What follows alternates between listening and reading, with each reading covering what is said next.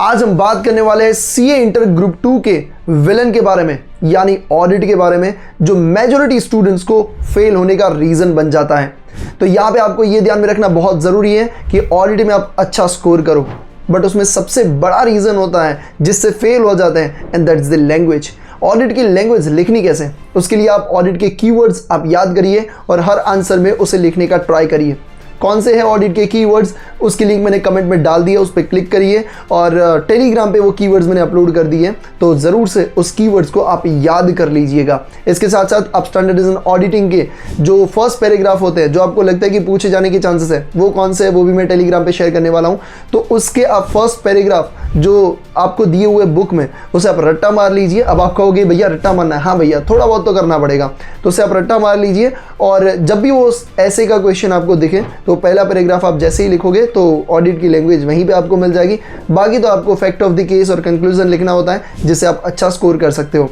एक और चीज़ आपको ध्यान में रखनी है कि यहाँ पे ऑडिट में लोगों को 40 नहीं होते हैं, and if you don't want to take a risk, मैं आपको प्रोवाइड कर रहा हूँ 100 to 120 most important question and answers के लिस्ट, जिसमें से आप एक्सपेक्ट कर सकते हो 70 मार्क्स का पेपर, जिसमें MCQs भी इंक्लूडेड है। लिंक मैंने कमेंट में डाल दी, उस पर क्लिक करिए और अभी के अभी आपको एक्सेस मिल जाएगा हमारी मोबाइल एप्लीकेशन एंड वेबसाइट के ऊपर।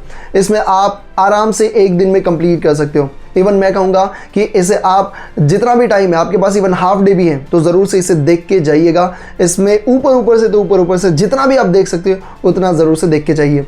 जब भी आप पेपर को अप्रोच कर रहे हो तब आपको ये ध्यान में रखना बहुत ज़रूरी है कि आपको जो पेपर आप लिख रहे हो तो उसमें आपको ये देखना है कि भैया पूछा क्या है। काफ़ी सारे स्टूडेंट्स ये गलती करते हैं, क्वेश्चन कुछ और पूछा है, आंसर कुछ और लिख के आ जाता है, फिर सजेस्टेड आंसर देखते तब पता चलता है कि आइल्ला हमने तो गलती कर दिया।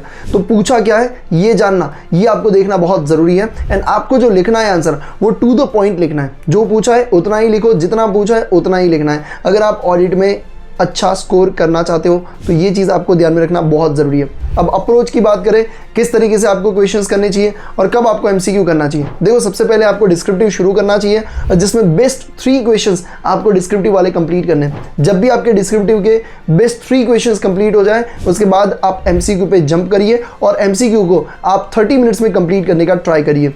हो सके उतना जल्दी से जल्दी आप MCQ को कंप्लीट करिए।